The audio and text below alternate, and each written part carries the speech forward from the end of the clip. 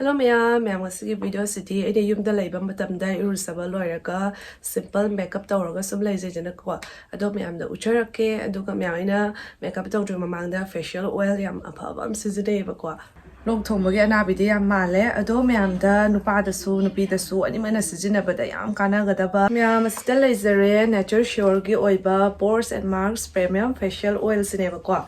Mayam pores and marks premium facial oil say 100% natural oil aduga mayam ase pollution na maram oiraga akhoi gi skin na problem oibesing da su protect oibako Mayam akhoi gi mai da ko acne open pores and marks pigmentation ko allergies kumba adaiti skin wrinkles kumba se yam oigal lidana ko aduga mayam apan thoga thabak tawbiba mising da su yamna asuguma problem se oigal lebako mayam pollution habasdi mfam punamak da leidana ko kharam da yamba kharam da likpa aduga mayam akhoi na akhoi gi skin se natural oiba mong da kamai na protect tobigani haragati nature sure go oiba pores and marks premium facial oil se leijare Ma'am asigi facial oil se pimples su control su tawi Ma'am asigi facial oil se koina daily routine gi wena use so da yamna afaba result ama purakadaba facial oil ama ne bako aduga ma'am se moringa oleifera na sembani koi natural herb ne bako Ma'am aduga sta vitamin A C calcium and potassium su yawe aduga koi gi skin problems koi pimples marks open pores adenu shamanga da koi kathek pa adumai tawu da su yam protect awe bako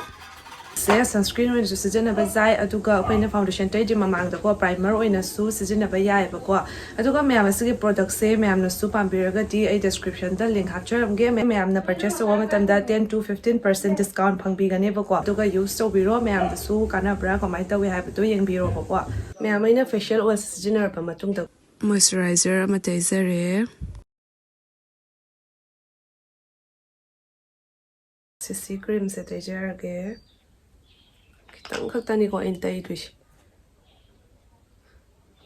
Yung the live that the foundation ko masajana ba tita leda na ko. Tuga handak se na magi complexion se pudok tray ba. Dal wera lai ba.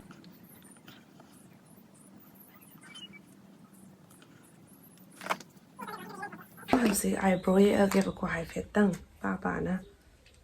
Ma'am si eyebrow yakser age. Sige pink color so ay tawra ke ko high fat ta de ra to is it's na high fat ang spine tawra ka blush type ta taw ke ba oi sorry me ao iki makeup se mit ka diga yak sara roi ke to ka di tang nam sara ke Mayam jandon tin ba de uchara roi ke jandon tin ba se yam ko ye ko yam ngasi ke video se su so ida lesson jar ke aduga mayam na ke video se mi baloi ga like comment subscribe so da to shin be mo aduga mayam ma ta ke video da am ta dar si